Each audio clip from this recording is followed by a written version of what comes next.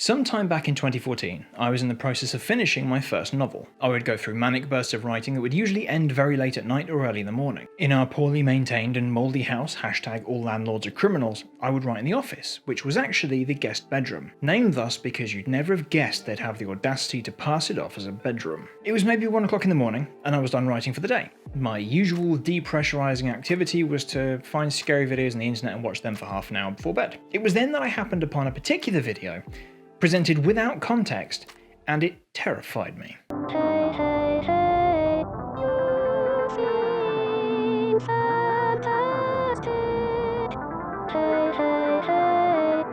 From the uncanny valley nightmare of the singing mannequin, to the discordant and jumbled Casio Ria playing underneath the off-key robot singing, to the ample hiding spaces where I kept expecting to see actual Satan appearing and telling me that no, I'm not watching an internet video, I've died. I've actually died, and this is me being recalled back to hell for routine maintenance. This is a scary video. It is a collection of scary images and sounds that, put in combination, scare the crap out of me.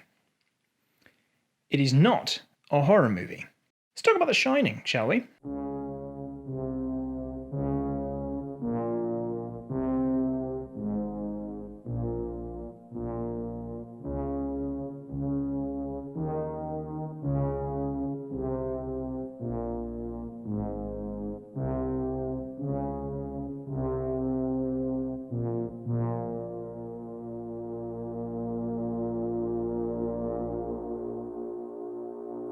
Spoilers for The Shining, both the book and the movie.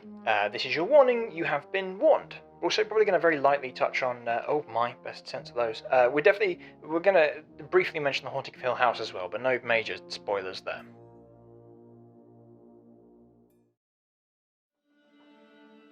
I used to watch a lot of Top 100 Scary Moments TV shows on places like Channel 4, because before there were YouTube Top 10 lists, we did those same things in actual television shows. And The Shining was always very highly ranked on the list.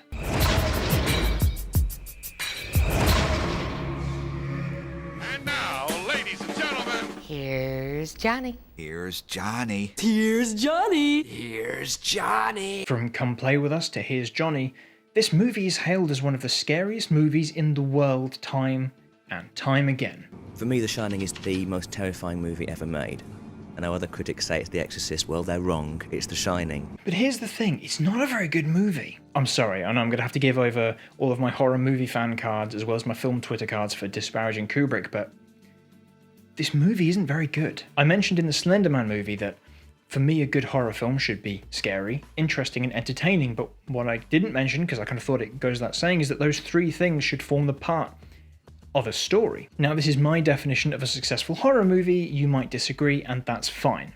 But for me, the reason a horror film is scary, entertaining, and interesting is because these elements are presented within a narrative. A story, a plot that has characters and who develop as they interact with other characters or their environment. In The Shining, the movie, we have Jack Torrance, who can barely wait until the hotel is shut before he goes stark raving bananas. We have his son, who gets passively scared at, and his wife, who gets passively scared at. No one makes any meaningful choices apart from Jack, and his motivation for going crazy is, well, we'll come to that. My goal here isn't to convince you to hate The Shining movie. No, my goal here is to outline why I think this fails as a film and as an adaptation. If you like The Shining, and overwhelmingly the data would suggest that yes, you do, that's fine, that's great. But I hope that by the end of what I'm starting to fear will be at least a 7-hour video, that you will see my perspective and maybe think closer on, if you do like The Shining, what is it you like about it? The Shining, the movie, didn't need to be word for word with the book. The whole point of an adaptation is to tell the same story with the renewed perspective of a new group of creative voices. Because filmmaking is a collaborative effort. Say it with me. Filmmaking is a collaborative effort. Very well done. As well as the medium of film itself. You can't tell a words story with pictures because pictures don't fit all the words. I'm going to present my case that The Shining 1980 fails as both an adaptation of the novel. This isn't The Shining novel, this is H.G. Wells actually.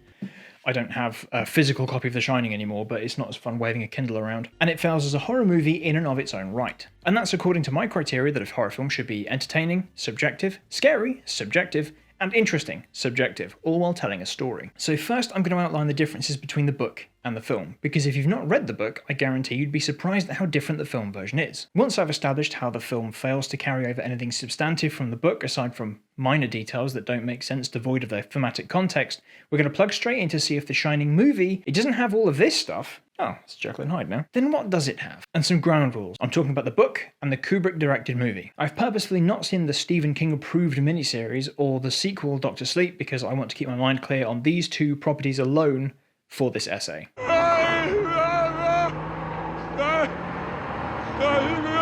So I'm going to start general and get more specific as we zero in on characters, but to start with, the plot of the novel and movie follow the same general shape. Jack Torrance moves into the Overlook Hotel with his wife and son, where they will be the only people present throughout the winter months from September to April in the film or May in the books. During their time there, their psychic son Danny, who has a form of KCU telepathy called The Shining, is hounded by the hotel which harbours some dark spirits. In the end, writer Jack ends up diving off the longboard into a big old pool of crazy and tries to 86 his wife and son. Wendy and Danny escape, and Jack dies in the Overlook. That's pretty much the film's plot, start to finish, but there is a lot missing from the plot of the novel. In the movie, Jack takes the job at the Overlook by choice, as it will form a good opportunity to get some writing done. Well, that just happens to be exactly what I'm looking for.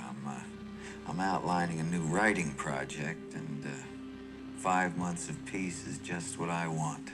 It's also mentioned in the film that some years back, Jack accidentally broke Danny's arm, which is why Wendy assumes that he is responsible for the attempted strangling of their son. Spoiler warning, it was a ghost. Also, popping up to bother Danny occasionally are these two children, the daughters of the previous caretaker who didn't have a great time. While at the hotel, Jack very quickly descends into madness while Danny is bothered by ghosts and Wendy is pretty oblivious until things escalate. In the novel, Jack was basically given the job by his incredibly wealthy friend who sits on the board for the hotel. Jack doesn't want the job, but he can't go back to his teaching job because he beat a student. Following years of alcoholism, in which yes, Jack breaks down his arm while trying to spank him, Jack was dry for 2 months before assaulting a student in his care, and he lost his job. He has to be at the Overlook. This is his last chance, both for his financial future and his marriage to Wendy. Jack falls under the hotel's lure because it offers him prestige and respect, but the pathway he takes to going all isn't a straight line. It's full of regret and bad choices and complicated motivations because Jack is a complex survivor of and perpetrator of domestic abuse. The hotel, in its attempts to get a hold of Danny and his special abilities, throws all sorts at the family. These two never appear, and whatever happens to Danny in this room probably isn't the bait and switch that we see Jack go through, but in the book both come across the same ghost, and it's just an older woman who is naked who committed suicide in a bath. She tries to kill Danny and then does the same to Jack, but he kind of does the whole "I can't see you, you don't exist" thing, which works. Danny is maybe attacked by a fire hose, or he possibly imagines it. It's hard to say on account of the fact he's 5. Jack is stalked and chased by the hedge animals that were replaced by a maze in the film. Wendy is stuck between her love for Jack and hope that everything is finally getting better, and the fear she has for the safety of her son as she starts to realize Jack's violence and contempt might not be a product of the alcohol. It might just be part of him. The biggest difference comes in the ending. Danny is chased through the hotel by his father, or the hotel kind of wearing his father at this point, when it looks like the game is up.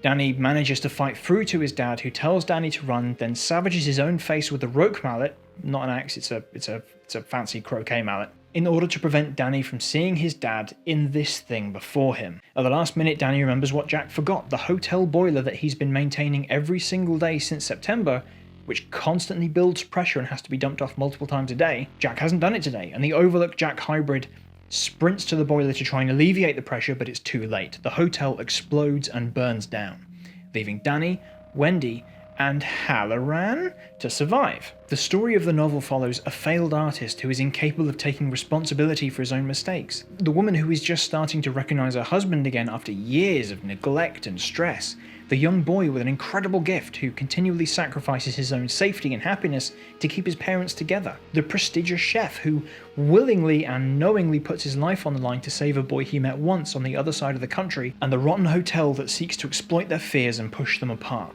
so that its mysterious management can claim Danny for their own. The movie is about a tortured writer, an artist, and how hard it is to be an artist, and 3 little duckies on a string. See? It's okay. You saw it on the television. If we're going into discussing characters in depth, it makes sense to start with the most well-loved and recognizable member of the cast of characters in The Shining, Bill Watson. In all seriousness, these two characters here are nothing but exposition platforms in the movie, but both play an important role in establishing who Jack is and why he behaves the way he does in the book. The novel actually opens with Jack thinking to himself that Stuart Ullman is an officious little prick. Ullman is curt and to the point. He makes it clear he doesn't actually want Jack to do the job, and he brings up Jack's past, the beating down a student, not breaking down his arm, and states it as a reason why he doesn't want Jack working at the hotel. Jack hates Ullman. He despises the feeling of being looked down on, and he clearly feels that he belongs on Ullman's side of the desk. Ullman is the hotel manager, and he's clearly very proud of his efforts over the past 2 years to turn the Overlook around. See, the hotel doesn't make money. It hasn't made money in a long time, in part due to the savage winters that cause so much costly damage. Ullman's curt and sharp manner of doing things mean that the other staff hate him, and he knows it. He's just happy to get the hotel running, and he's incredibly proud of his sweet summer child. And Jack, with his past, could be a liability. Unfortunately for Ullman, he doesn't have any choice in the matter. He has to employ Jack, as Jack's wealthy friend and former drinking compatriot Al has gotten the job. And so Ullman lays out his reasons why he doesn't want to hire Jack, without ever being spiteful or cruel, but knowing it would probably irritate Jack. In the movie, he's nice. He's nice, and there's a lady, and she's nice. He does the exposition, and he's nice. The other staff say goodbye to him, and he says it back, so he's nice. We're fine. It's fine. He's nice. It's worth pointing out that in the movie, Ullman's predecessor has to deal with Grady, the previous caretaker who had a breakdown and killed his family some 10 years ago. In the novel, it happened recently, under Ullman's watch, and he doesn't want Jack working at the Overlook because he's bringing his family, just like Grady did. He wants someone single and alone. Somehow, even more stripped back is the character of Bill Watson, this guy. In the film, Bill Watson is most certainly here and here. In the novel, Watson plays an important role as the third part of a triangle that showcases Jack's true personality. Not as an alcoholic or as a writer, but who he is at his core. We learn about Jack through his own eyes, first through his resentment at Ullman, and then through his superiority over Watson. Watson's family were the people who built the Overlook back at the turn of the century. He feels an ownership over the place, but he's left in charge of the maintenance as his family couldn't keep their finances in check. Also, they kept dying. Where Ullman won't enter the basement of the hotel, something Jack puts down to Ullman being above that sort of thing, it's where Watson spends his time. It's down here with Jack and Watson that we learn the boiler keeps building pressure. She creeps, and it will require constant care. We also find out that Watson is a racist, homophobic, sexist piece of shit who, while telling Jack about a guest who died fairly recently, the woman in 218 who killed herself in the bath, keeps spouting off his hateful comments, and we see Jack not question, argue, or even comment on them. What we do see, however, is Watson sort of in awe of Jack's college education, all them fancy words he uses, and we see exactly how Jack likes this. He may be, unjustly or not, stuck underneath Ullman, but he rises above Watson and he likes that.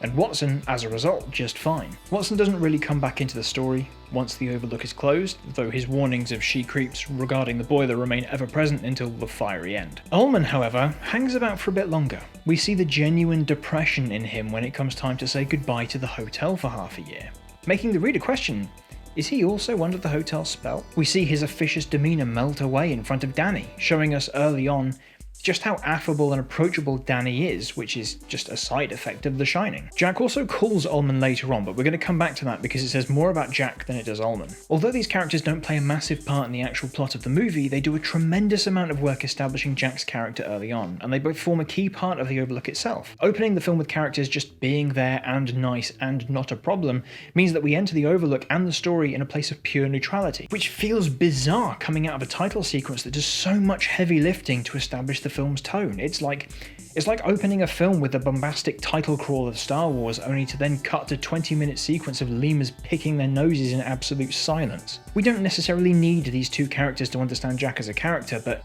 the things we learn from them don't appear anywhere else. Jack's snobbery and elitism, his temper and issue with authority, his complicity and hateful attitudes that don't directly affect him. These things never come up in the film, which is fine if the character of the film is different to the character of the book. And I guess the best way to figure that out is to look at the character of both under a microscope.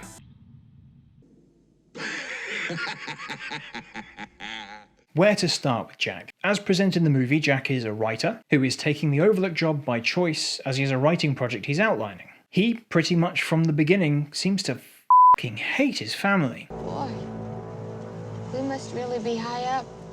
The air feels so different.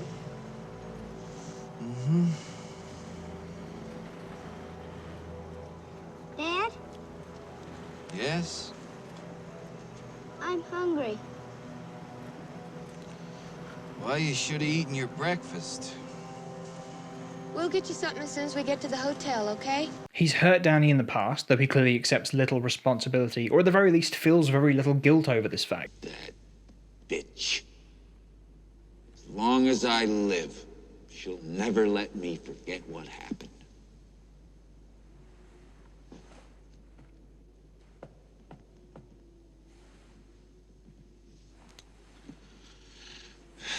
I did hurt him once, okay? It was an accident. Completely unintentional. Could have happened to anybody. And it was 3 goddamn years ago. The little fucker had thrown all my papers all over the floor. All I tried to do was pull them up. A momentary loss of muscular coordination. Few extra foot-pounds of energy per second. And he's openly resentful of his wife. There's someone else in the hotel with us. There's a crazy woman in one of the rooms. She tried to strangle Danny. Are you out of your fucking mind? Wendy, I have let you fuck up my life so far, but I am not gonna let you fuck this up. In the scenes cut from the European version of the film, we see that yes, Jack did indeed break Danny's arm once, and that Jack is a recovering alcoholic, though he doesn't seem to be trying all that hard. In all, as portrayed by Nicholson, who I just want to say absolutely owns the screen whenever he's on it, especially in the scenes in the Gold Room. Jack is an unpleasant man who can put on pleasant enough airs and graces around others, and seems at best disinterested, and at worst genuinely hateful towards his family, and requires very little pushing into going axe crazy. In the book, Jack is a much more complex character. We've already looked at his interactions with Ullman and Watson, but when it comes to his wife, Jack loves her. He doesn't respect her, like, at all.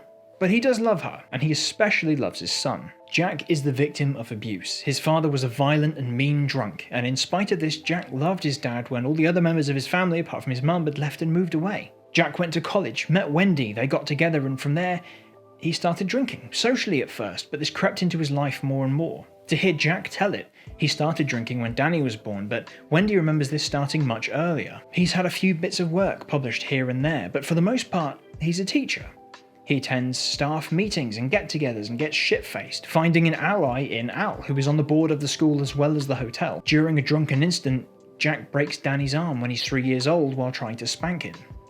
This gets covered up with the story going that Danny fell down the stairs. This isn't enough for Jack to quit drinking, or for Wendy to leave him, although it comes close. And he keeps going until one night, on a drunken bender, he and Al are driving through the night when they hit a kid's bike in the road. Whether there was a body, we will never know, but the event scares him so bad that he goes dry the next day, and he hasn't gone back since, in spite of how hard it's been on him. His relationship with Wendy is strained by this point, but things start to get better. Until a few months into being sober, he loses his temper with a student and beats him. That loses him his teaching job and puts him in the position where he has to take the job at the Overlook, a job Al got for him due to his history on working on topiaries, or face financial ruin. Jack has struggled with suicidal ideations due to his guilt and regret over his drinking, the strain on his family, and in particular his assault on Danny. But Jack also struggles with his anger. Both the drinking and his temper problems are conditions he feels have been placed on him, things that are out of his control that he is the victim of. He does not act, he gets acted upon. He did football for a while as a method of getting violent to get the rage out of his system, but ultimately, he thinks to himself while he's repairing shingles on the hotel's roof, how can a person be expected to be good when life just keeps kicking them? And yes, unlike in the film, Jack actually does do the maintenance part of his job. None of the other bedrooms are heated during the winter. What do you mean it's the only heated room? That's literally why you hired him. He attends the boiler and gets wrapped up in the history of the Overlook as he uncovers it in the basement. And his writing goes pretty well to start with. Jack's writing project is a play called The Little School, based on a story he wrote in college, and it features a young student dealing with a tyrannical head teacher. Jack sees himself as the young student, but over time starts to have a crisis in writing the project where he finds he sympathizes more with the authoritarian head teacher. This development happens over time as Jack's nerves are being worn down by the isolation and the hotel's toxic effect on him. We'll talk more about the hotel itself in a bit, but first I want to talk about George Hatfield. Through flashbacks we learn that Jack was running the debate team when he comes across George Hatfield, the son of a wealthy man who wants to try out for debate. The son, not the wealthy dad. Hatfield is accomplished in his studies and on the sports ball field, but he develops a stammer during debate whenever he gets put under pressure. Jack, being a colossal flapping anus, takes advantage of Hatfield's stammer as a reason to remove him from the debate team. Not even kidding, Jack's genuine thoughts here are that he's happy Hatfield has come across something that his dad couldn't buy him. Despite already admitting to himself that Hatfield was a good student and he put in the work needed to excel. An incident occurs where Jack puts the timer forward so that Hatfield has less time to talk, something he vehemently denies he did, but he definitely did. And when George confronts Jack about this, Jack gaslights him into turning the conversation around to Hatfield's stammer. Hatfield refutes that he has a stammer and claims that Jack is acting against him because he knows. What Hatfield thinks Jack knows, we'll never know. We can certainly make our guesses, but what does happen afterwards is that Jack drops him from the debate team a week later. Hatfield returns, puts out the tyres on Jack's car, and then Jack proceeds to beat the kids silly, having to be pulled away by another teacher. Jack is sober when this happens and he's not being possessed by the hotel. Jack does love his family, but the pressure the hotel exerts on him exploits an underlying belief that is incredibly subtle early on in the book. Jack feels held back by his family, especially Wendy. His wealthy friend Al is already divorced and having the time of his life, and Wendy, she just keeps getting in his way, constantly telling him what to do and what to think. Jack is, underneath it all, very sexist. He views his own mother as a mute, passive woman who simply accepted the beatings of her husband because of the shame of a divorce would be too great. And he sees Wendy as the person who he couldn't live without, and yet also someone who judges him for his legitimate failings. During their opening conversation, Jack takes great pride in being able to show off to Ullman that yeah, he does actually know what cabin fever is actually, and then, without a hint of self-awareness, reckons that Grady killed himself and his family because as a lowly high school educated man, he likely got aggressive out of drunken boredom and his wife stepped out of line one too many times.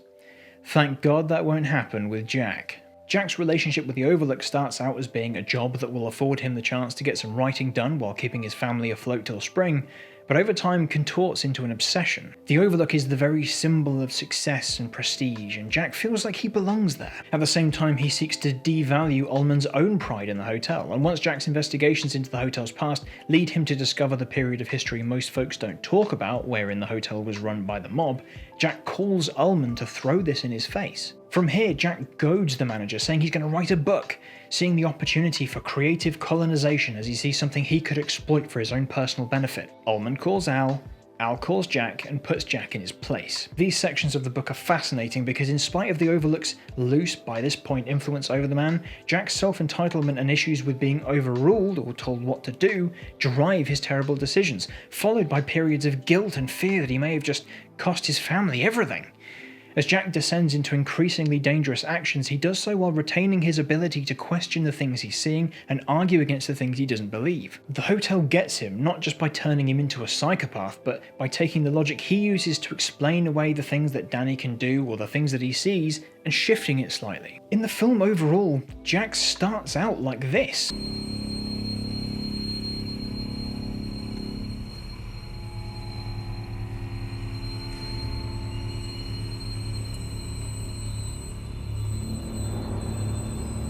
Wendy, let me explain something to you. Whenever you come in here and interrupt me, you're breaking my concentration.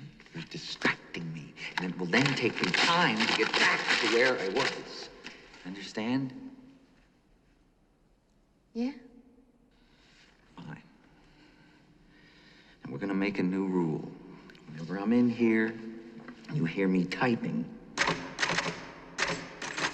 Whether you don't hear me typing, what the fuck you hear me doing in here, when I'm in here, that means that I am working. That means don't come in. Now, do you think you can handle that? Yeah. And it's worth pointing out that this scene doesn't come from the book. This comes from Jack Nicholson's own experience of his behaviour with a divorced partner, and it was written into the story. The issue here is that it presents the character as someone who is aggressive and controlling and unpleasant, and has worrying implications when we see how this doesn't prompt a reaction from Wendy at all. Book Wendy would have slapped his shit. In the end, the Jack of the book doesn't understand why the hotel doesn't want him, or at least why it seems to want Danny more. He thinks this must be a mistake, because he actually assumes that, like all management, the management of Nightmare Devil Mountain Resort must have made a mistake. His arrogance is the black powder that sends him into detonation, and ultimately it's not something that he has a heroic recovery from. Jack descends into being a villain because Overlook possessed Jack Torrance couldn't exist without abusive and domineering Jack Torrance. Again, I'm not criticising Nicholson's performance here. He's seriously great, and one big reason why these scenes are watchable. But the character of Jack has the most impact on the narrative, and ultimately it feels like he starts the film like this, but better able to hide it. Without the commentary on him being abusive, or a recovering alcoholic, or a teacher who attacked a student, or a survivor of abuse, he's just an unhinged writer. Red rum! Red rum! Red rum! Danny is an interesting case, and I would argue a fundamental problem in making this story into a movie. In the novel and the film, Danny is 5 years old, and in part due to his intelligence and The Shining, he thinks and acts maturely for his age. A few years ago, I would have argued that Danny should be aged up for a film, and I'm sure I still think that's a good idea, as there's nothing in the story that is inherently dependent on his age being as told. But now, well, we've seen what actors who are the same age are able to do. And if you want to feel old, just wait until you see what these two kids look like now. Time just flies. The problem is, and I'm not impugning Danny Lloyd's performance here because it's fine, but Danny is such a core part of the story, tying together Jack and Wendy and the Overlook. And this movie, Danny's not really a character. Okay, let's start from scratch. Danny is a young boy who can shine, though he's never been able to put a name to it before. He just knows things, and he can pick up on when his parents are fighting, and he knows roughly what about. Sometimes his friend Tony shows up and shows him things. Now, Danny never gets a good look at Tony, and Tony, well, Danny's middle name is Anthony, say more. When Tony shows up, Danny falls asleep, and he goes with Tony to see the thing that Tony wants to show him. When he wakes up, he usually doesn't remember what he's been shown. That's an important detail. Even before anything to do with the Overlook, Danny is scared because he's peeked into his parents' heads and he's seen the thoughts of divorce in both of them and something darker in Jack's head. And he's scared of having to choose between them. He's a young kid who wants his parents to be happy and love each other. Very early on, we learn that Danny is incredibly generous, sacrificing his own happiness and keeping his concerns and his fears to himself because he wants to keep things happy between his parents. He's just a kid who's had to grow up understanding what alcohol is and unemployment is, even if he doesn't understand the why. He's a kid who loves his dad despite having broke his arm when he was 3 years old. His time at the Overlook has him harangued and stalked and chased by the things in the hotel that want him for his gift. If he dies in the Overlook, the hotel gets to keep him. And yet he soldiers on without telling his parents any of the things he's seeing. This is one of the key things the film robs of Danny as a character. Danny chooses not to do his shining around his parents because he just knows things, or when he passes out suddenly at the dinner table, it scares the crap out of his parents. He doesn't tell them about The Shining, he doesn't explain what he can do because he doesn't want to worry them. In the movie, can we just take a sidebar to say how bad this is? It doesn't matter who came up with it, I know whose idea it was. This just is distracting, and it doesn't... Whatever. Tony tells Danny not to tell anyone about his gift. And Danny never makes that choice, he just does as he's told. Why don't you want to talk about it?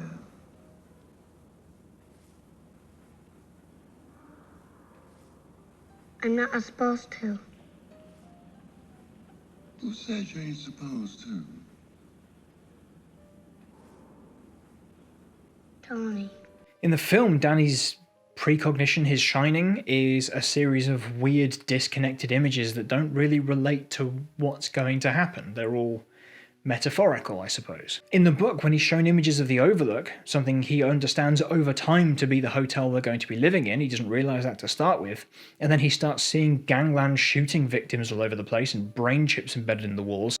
He stays quiet in spite of how scared he is because he knows that his dad needs the job, and if they can just ride out till winter, his family will be happy again. In the book, Danny's interaction with The Shining is much more natural. With him, he constantly picks up on things and frequently just brain scans his parents to find out what they're thinking. Although he is still a kid and he thinks childish things, there is a level of understanding that he has of his parents' marital status that they don't realise he possesses.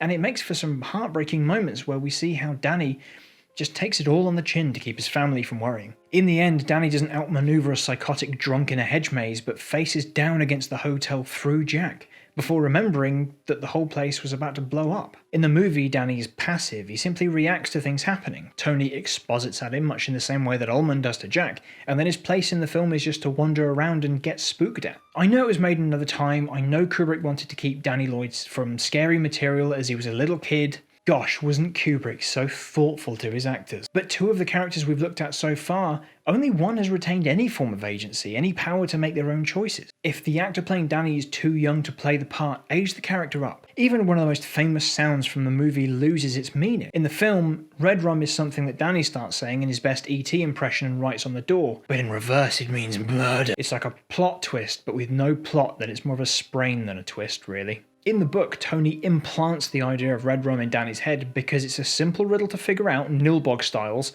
and it's confusing enough that Danny will probably remember it when he wakes up. Because don't forget, he forgets everything. Tony showed Danny what was going to happen, him being chased through the hall by his dad with a roque mallet, but Danny doesn't remember because that's the deal. But red rum stuck, he remembered it, and it became a puzzle for him to figure out. You might be wondering why I've not really mentioned Halloran yet, especially when talking about Danny. It's through Halloran that Danny learns of his ability and what it means, as well as some of the more exposition about the hotel. Well, guess what, Buttercup? Dick Halloran gets his own chapter, and if you've only seen the movie, you'd be forgiven for wondering why. My grandmother and I could hold conversations entirely without ever opening our mouths. After all, he exposits, he disappears, and then reappears only to get killed by Jack, the movie's only non-maze related death right at the end. Well, and I realise I'm very quickly becoming a well-in-the-book kind of guy, but in the book, Halloran plays psychic cat and mouse to test all of the Torrances to see if they have the Shining after seeing how strong Danny is. He tells Danny all about the Shining, leaves for Florida, gets a massive SOS call from Danny that nearly plows his car off the road, lies about his son being shot in order to get the time off to head north to the Overlook, almost dies in a plane crash, almost dies in a car crash, almost dies in another car crash after driving through the savage Colorado mountains winter, all the time being hit with debilitating psychic attacks from Danny calling for help and then the hotel trying to scare him away, turns up, gets attacked by gigantic monstrous hedge animals, gets cold-cocked by Jack, wakes up and rescues Wendy, helps the pair get out of the hotel before it explodes, almost gets taken over by the hotel as it tries to goad him into killing the severely weakened Danny and Wendy, fights it off, and then gets them to safety. Dick Halloran is a fucking hero. Not just because he did the whole heroic thing, but he did it knowing he was going to die. He didn't in the end. But the whole week preceding Danny hitting him up on the old Shining telephone, Dick unconsciously made his own will. He realises what's happening. He believes he's going to die if he goes to save Danny, and I say Danny because I think Dick could give a shit if Wendy or Jack lived or died. And yet he goes anyway. Halloran is another interesting case. It's a Stephen King novel, so obviously Halloran is magic. And there are issues with some of the more caricature aspects of his character, but Halloran is also someone who works at a racist hotel. And I don't mean a hotel for racists. I mean the vague malevolent sentience the hotel has accrued over the years is actively racist. It absorbs the most hateful and vile attributes of those who die within its walls. This feeds into the current day with Dick Halloran, the chief kitchen person at one of the country's most prestigious hotels, is referred to as a cook. And I don't mean the horrible racial slur he's referenced with later on. I mean his actual job title is cook, not chef. This goes uncommented on, aside from Wendy thinking to herself how she expected, well, this guy. We know that Halloran doesn't like Bill Watson, on account of his gross racist attitude, one would assume, and Halloran even gets unnecessarily stopped by a cop on his way to the airport. This well-meaning representation of a person of colour, steeped though it is in the issues of being written by a white writer in a very white part of the country in the 70s, makes what shakes out in the film that much more disappointing. Though we see Dick choosing to head to the Overlook, and in the non-European cut we see more clips of him travelling, this effort is thrown away with a surprise attack on an already wary man with psychic powers, Stanley. It's an established issue in cinema that black characters get killed off as motivation for white characters or to invoke scares on the audience. Now, I'm not necessarily saying that the only reason Dick's fate was changed was related to his race, but what I am saying is that originally Dick Hallorann survived and was the hero of the movie. Also, he was originally a character offered to Slim Pickens. The change to Hallorann being murdered came after hiring Scatman Crothers. Now, I'm not saying that Hallorann's death in the film is a direct result of being played by a black actor, although it is a bit gross that the part of African-American chef Dick Hallorann was offered to this guy. But I think it's worth keeping in mind that it plays into a history of non-white characters being used as emotional fodder in cinema, something that also happens a lot with female characters for the benefit of the male characters. And speaking of atrocious female characters... Yeah, this whole place is such an enormous maze. I feel like I'll have to leave a trail of breadcrumbs every time I come in. Now, I am very aware, painfully so in fact, that I am not as accomplished a filmmaker as I would like. I am not a renowned director, nor have I even made my first feature film yet. However, it is in my opinion that as a director you have a responsibility to make sure that your cast is safe. Not in a health and safety kind of way, though health and safety is everyone's response, but in a general sense. You get the performances and the shots and the sounds you need to assemble them into the story you're trying to tell, but this has to be done while prioritising the cast and crew's safety. We have an issue in the filmmaking world, and that issue is the preconception of suffering for your art, and how that often gets mangled into great art equals great suffering. Okay, I'm just going to say this, and it's going to upset a lot of people, and I'm probably going to burn a lot of bridges with my film colleagues, and that's fine, I hate you all anyway, you know who you are. If you, as a director, whose job it is to get the right performance out of an actor, whose job it is to pretend, can't get the right performance out of an actor, who in this situation is pretending to be a thing,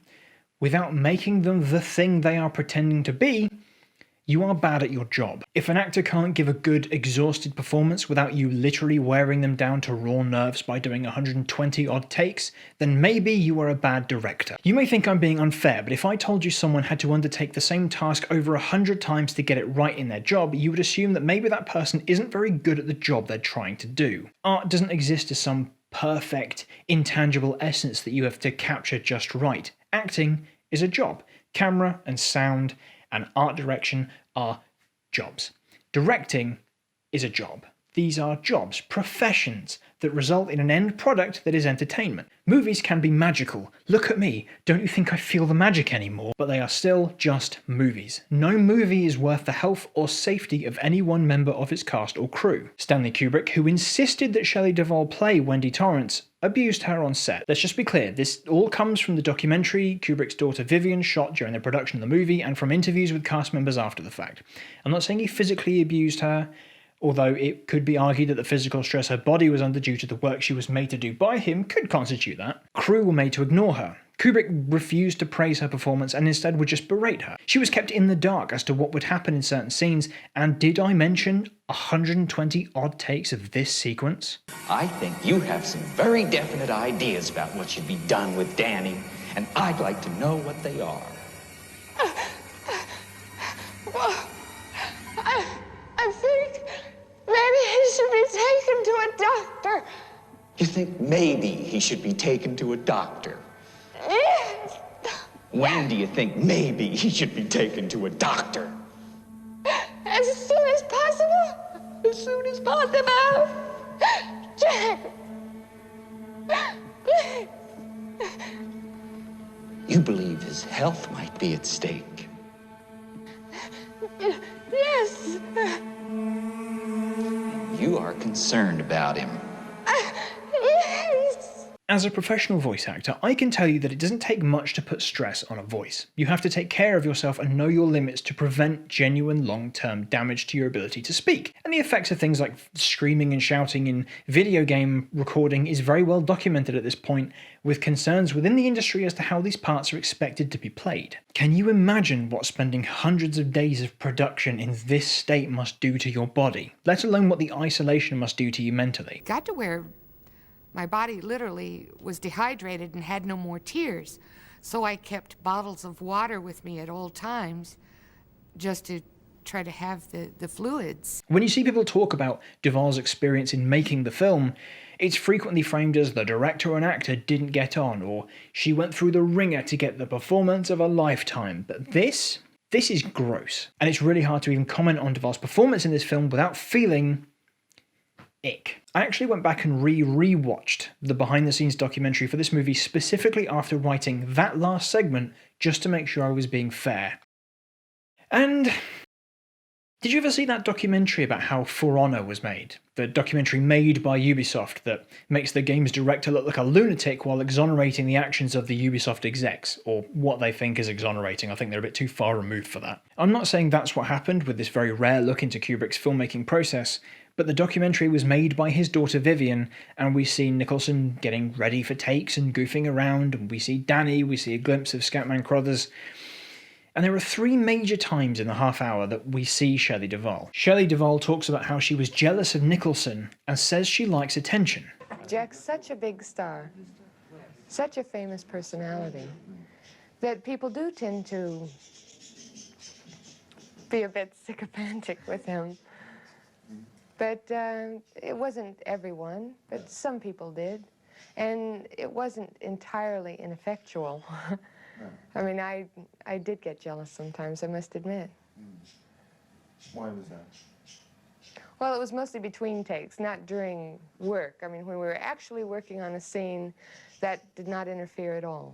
But on occasions when we were just sitting around or about to come to work or standing by in our rooms, whatever. I mean, there were times where I felt a bit jealous because he got very, very much attention.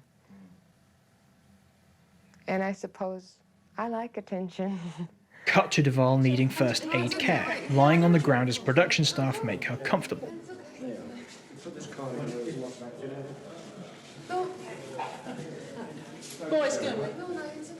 Shelley Duvall talks about how she wasn't well for the shoot, mentioning specifically her homesickness and her recently ended relationship. Cut to Duvall showing Kubrick a hair falling out, wherein he questions the amount of hair.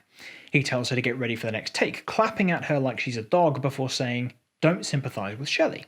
She questions why, and he replies, "It doesn't help you." From May until October, I was really in and out of ill health because the stress of the role was so great, and the stress of being away from home, just uprooted and moved somewhere else, and I had just gotten out of a relationship, and so for me it was just tumultuous.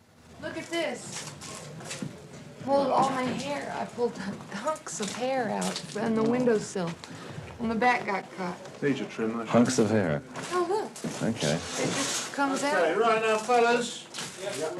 No rushing. There's more to come, Shell. Come on. Come on, no Let's get idea. set up anyway now, boys. Let's go. Come on, Sean. Get the dummy. No, she isn't carrying him. That's right. Okay, let's go. No, Have a finder, please. The 18. 18 in the tube. Swing it all back in here. Yeah, it's got to go outside. There was time. It is 25 to 1. Fine, don't sympathise with Shelley. Don't sympathize with Shelley. It doesn't help you when you... Yes, it does. It does. It's something extremely lonely being a film star, Shell.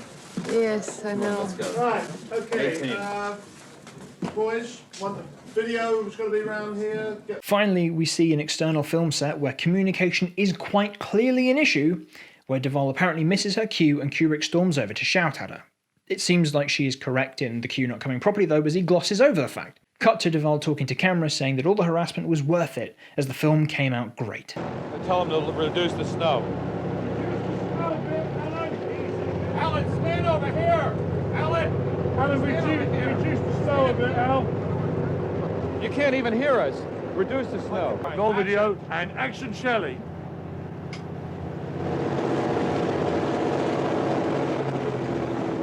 Action, Shelley!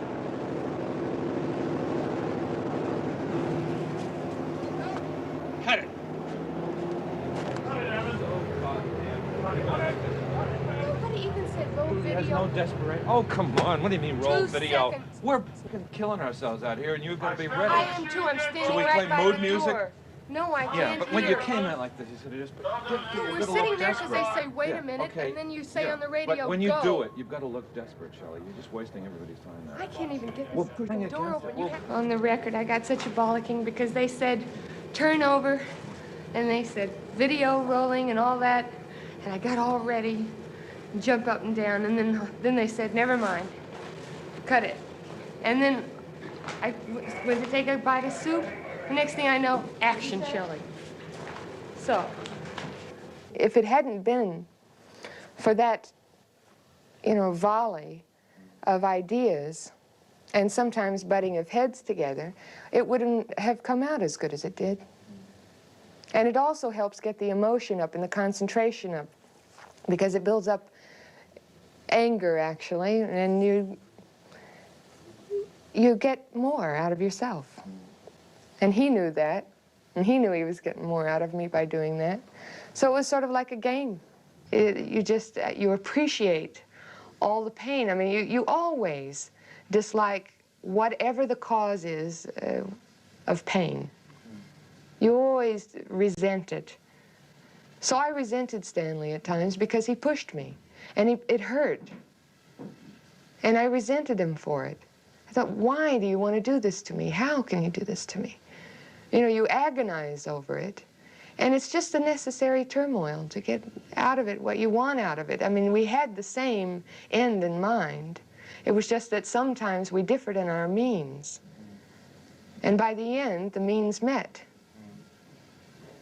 And I find I really respect him and really like him, both as a person and as a director. I mean, I'm amazed. He's taught me more than I've learned on all the other pictures I've done within 1 year's time on one picture. No, I'm not saying that making this film ruined Duvall's life or her career, or she carried major trauma from the production with her. I'm in no position to even begin to speculate on something like that. But what I am saying is, don't be a Stan Lee. To any aspiring filmmakers out there, you can be successful as a director without treating your cast like shit. It's their job to pretend, it's your job to shape what they pretend. If they can't do it right, then they're shitty pretenders or you're a shitty director. Anyway, as I was saying before you dragged us off topic, Wendy Torrance in the book is a much more two-dimensional character, as in she has 2 additional dimensions compared to the first one.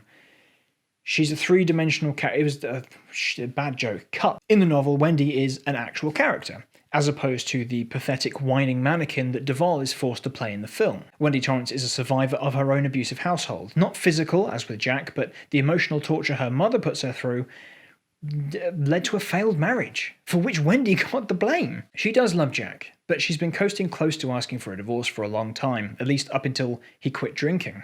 But her fear of not having any other place to go except back to her mother has been an overriding factor in her decision. Wendy loves her son unconditionally, and she feels a bit jealous of how much Danny loves his dad in spite of all the shit Jack's done. These small chips add to one big chippy shoulder, and Wendy is a bit of a mess. Jack, or Captain Gaslight as I wrote in my notes about 7 times, continually makes her feel as though her legitimate criticisms of his drinking and temper are the same type of toxic abuse to be expected from her own mother. As a result, she doubts her own genuine concerns and writes off some of her more critical emotions. The thing that is so great about Wendy in the book, and probably some of the best character writing Stephen King has ever done in his career, is how complicated her fear and mistrust of Jack becomes as things get worse. She has to balance Jack's well-being and her own possibly foundless fears with the knowledge that before long they'll be snowbound in the hotel and unable to get away. Jack smashes up the radio in his sleep, and then suddenly Danny appears with throttle bruises on his neck. Wendy reflexively blames Jack and locks herself in the room with Danny, but she knows that Jack wouldn't knowingly strangle Danny. Maybe he was asleep, dreaming. How dangerous is he? Is he safe to be around them so long as he's awake? And Jack buys back some of her trust by being honest with her about what's going on with him. Or his version of honest. It's a constant jostling of conflict and mediation. By the time Jack gets shit-faced on ghost gin and tries to kill her, she's already thought about locking him in the pantry, knowing that he'd have enough food in there to survive, and they'd have enough food outside of the pantry to survive until spring. When she drags Jack in there, she's already planned this out, partly, just in case. To Jack, Wendy is the organist in the church that is his alcoholism recovery. That's not my weird metaphor, that's something Jack says. And he views her as an obstacle to his happiness.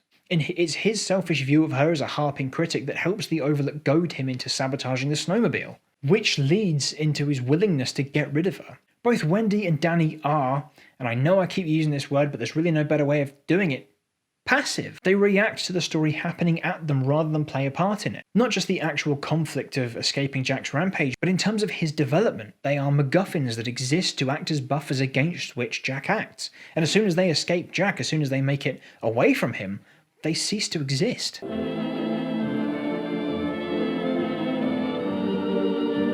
The Overlook is capitalism. Sorry, Comrade Ben here again, but yeah, it's hard to remove the Overlook Hotel from its wealth-bound roots. Founded at the turn of the century, the place was to be a wealthy getaway for the cultural elite, and things just kept going wrong. Family that started building it saw a few horrible deaths, then it changed hands again and again, going from a Vegas industrialist to the mob, periods of permanent closure only to reopen again. And in all that time it's in death and destruction, illness and suicide, and it's absorbed all of it. The hotel has become an entity in its own right, as old and messed up places do in King stories. But it's not just a symbol of the wealthy, it's a symbol of wealth itself. The Overlook is grand and mighty and glorious, but under the facade it's built on the rotted carcasses of decades of death and abuse.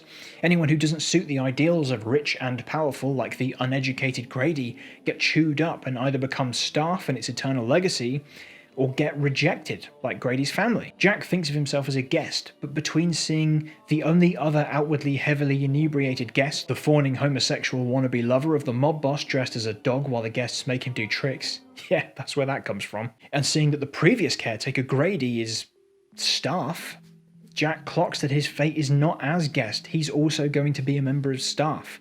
So the hotel has to change its tact and allures him with the potential of being a manager. It clearly doesn't want Jack, but he's too enamored with the myth of belonging that he can't see it. We see this relationship in microcosm outside the hotel. The hotel wants him to act on his behalf, but when he goes to trim the topiary, he has an offhanded thought about killing the hedge animals and just letting them die. And the hotel responds by sending the animals after him, giving him a good scare. And if the haunted hotel that you want to be an integral part of threatens you with lions made out of shrubbery, then it's not your real friend. The system doesn't reward Jack or Grady. It tempts them with the promise of being one of the favoured, but the system can't function without the sacrifice of them and their livelihoods. Over and over again we see the imagery of wasps, and ultimately that's what the Overlook is, a giant wasp nest. And Jack is a dutiful wasp, chewing his way through the papers in the basement as he attempts to piece together the Overlook's history, and all the while just making the walls that bit thicker, that bit sturdier. He thinks it'll make him successful, but really he's just another drone in the nest. In the movie, Ancient Indian Burial Ground. I am not kidding.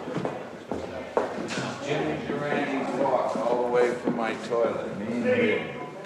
In focusing on characters, I'm hoping that I've made my case for what the book is about, and by contrast how much of this is not in the film. There are moments, more so in the non-European cut, that allude to many of the things from the book, but without really understanding the context for them. Wendy rattling the door handle in a blind panic while Jack is unconscious makes Wendy look like a panicked idiot here. But in the book, Danny is with her and helps her unlatch the door, showing that although she's planned most of this out, she's at a breaking point, whereas Danny is depressingly inoculated to this level of fear. The isolation is no longer a real factor. There is a ticking time bomb in the book with the winter. There will come a point where they can't leave even if they wanted to. Wendy has to make a choice, stay with Jack or get out with Danny while she still can. She chooses to stay. Wendy has to make plans to survive for months with her husband locked in the pantry. The Overlook isn't scary because it's built on an ancient Indian burial ground, it's scary because nothing can live up here. Man decided to build a getaway somewhere where man can't survive for half the bloody year, and the place endures because of the suffering of the workers. But in the film, the only reason Wendy can't leave with Danny is because the snowcat is damaged. Jack's alcoholism is gone. The assault on his student is gone. The ramifications of his alcoholism are gone. He mentions being on the wagon in the non-European cut, but I think it's telling that with that one line removed, the rest of the film doesn't allude to him being a recovering alcoholic at all. It's no longer a story about the cycles of abuse or childhood trauma or substance abuse or complicated familial love. So if the themes from the book are non-existent, what is the film about? There seems to be a prevalent theme in the Shining movie. Being a creative person is hard. I want to focus on one single scene. One moment in this 2-hour movie what I think is the thesis statement for the entire motion picture. The first time we check in on the Torrances living in the hotel, which would be around November, if I've got my times right, Wendy brings Jack breakfast in bed. In the book, they all eat in the kitchen. There's a whole point about that. They did eat in the dining room, but they felt dwarfed by his grandness and how empty it is, but the nuclear family still survives living in the bowels of the hotel by eating in the kitchen. Doesn't matter, not important. And Wendy asked Jack about his book. Any ideas yet? Lots of ideas. No good ones. Well, something will come. It's just a matter of settling back into the habit of writing every day. That's all it is.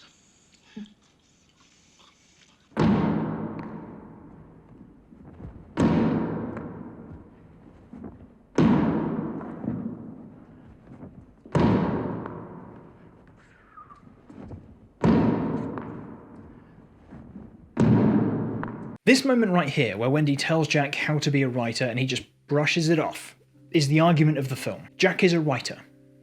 Sure, he was a school teacher, but that was just to suit his writing, to provide some income. He's a creator, but creating things is hard. Writing is this ephemeral thing, this ethereal calling to the gods. It's like trying to catch smoke in your bare hands. And yet here's this fucking woman telling Jack he just needs to sit at a typewriter and write, and that's how it works. Sure. Thanks, Wendy. Except in the book, Wendy, can you stop? Except in the book, Wendy's also a writer. We don't know how much personal writing she does. She doesn't really dwell on it in her own chapters, but she's done a lot of typing for staff members at the same school as Jack. She's even written a novel, albeit transcribing for another teacher, and it brings Jack a lot of joy that it never got published. But this moment, as it closes in on Jack's face, seeing his incredulous expression as he humours her, that's all it takes. Then we cut to Jack pointedly not writing. The movie is telling us in no uncertain terms that, no, Wendy, it's not that easy. If we'd focused on Wendy's reaction to his comments in her face, or had them framed together, we might have taken a different dynamic from the scene. But closing in on the mirror like this gives us a glimpse to the Jack that Wendy can't see. She sees the smile and the agreement, but she doesn't see the actual struggle that he has to deal with. She then bothers Jack, interrupting him, and he lashes out at her, and it's understandable because she just doesn't understand. We stay with his face and we see the stress all over it. And then the distractions just keep coming and coming with Danny and room 238 and Jack's confusing erection, and he can't get the work done, and he snaps. Artists, including myself, have a habit of viewing their art as acts of achievement only possible through incredible amounts of suffering. If you follow me on Twitter, you will know exactly how much I've been whinging about how long this video is. This is possibly just to affirm that it is a worthwhile pursuit, just as worthwhile as manual labour or sports or organised crime. The Shining is the story of a creator, a writer who, due to external pressure and interruptions, can't formulate the perfect art. His ability to perfectly channel the art keeps getting interrupted, and as such, it corrupts him. Think about all the most famous images from this movie. The twins, the blood elevator, the woman, here's Johnny, the maze. These are all scary, sure, but they exist as entirely new elements, or in the woman's case, a reimagining of something from the book but devoid of context. These are scary images that have become iconic, but they don't say anything about the story of the film. Think for a moment about all the iconic images you can picture from cinema history. All those moments that stand out when you think of cinema, you think of those moments, those lines, those glimpses, those images. What do they all have in common? I'll guarantee that the majority of them formed big moments in the story. They were reflective of a narrative, development, a change, an event. Apart from this, arguably, these iconic images from The Shining aren't part of the story. They're scares, they're jump scares. You could cut them out from the eventual film and not change anything about the actual plot of the movie. They don't tell us anything about the characters or the plot. They're spooky things the characters react to. I'm not saying these are without value. A lot of really exciting camera techniques were pioneered for this film, very early Steadicam work, and from a technical standpoint, the sweeping shots of the lounge, the early tracking after Danny as he rolls around the hotel, the long lingering close-ups, these are all great, but they don't tell a story, they contribute to the tone. From a tone to story perspective, The Shining is all mouth and no trousers. I have a challenge for you. Rewatch The Shining, but imagine you can't hear the score. Picture scenes like this, but without the terrifying music behind it.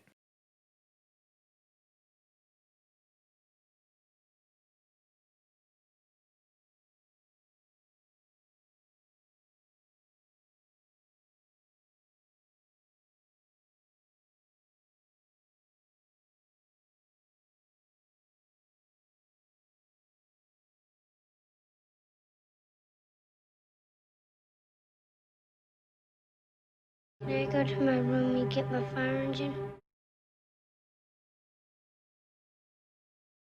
Come here for a minute first.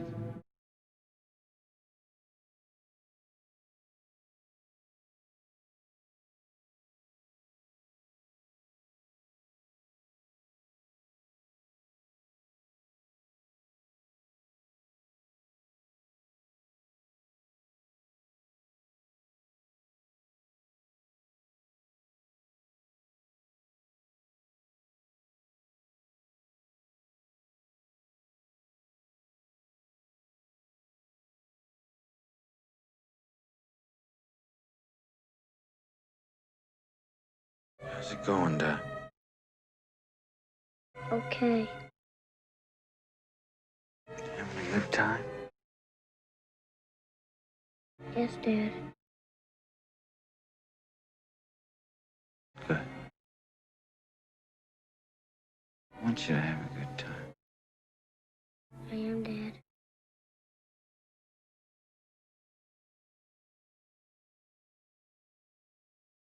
Dad, Yes?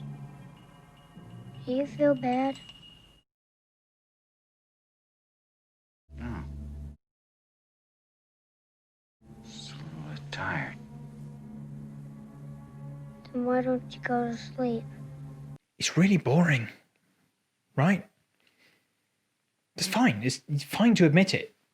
The music in this film does so much of the heavy lifting in terms of setting the tone that trivial jump scares become that much more impactful. And it kind of covers up the fact that not a lot happens in this film. The film, I would argue, fails as an adaptation of the book because it doesn't adapt or comment on the themes of the book, nor does it tell a new story using the characters in an effective way. King wrote a screenplay for the novel, which apparently Kubrick dismissed out of hand and refused to read, which is fine, so long as the resulting film uses the elements from the book that it does and uses them effectively.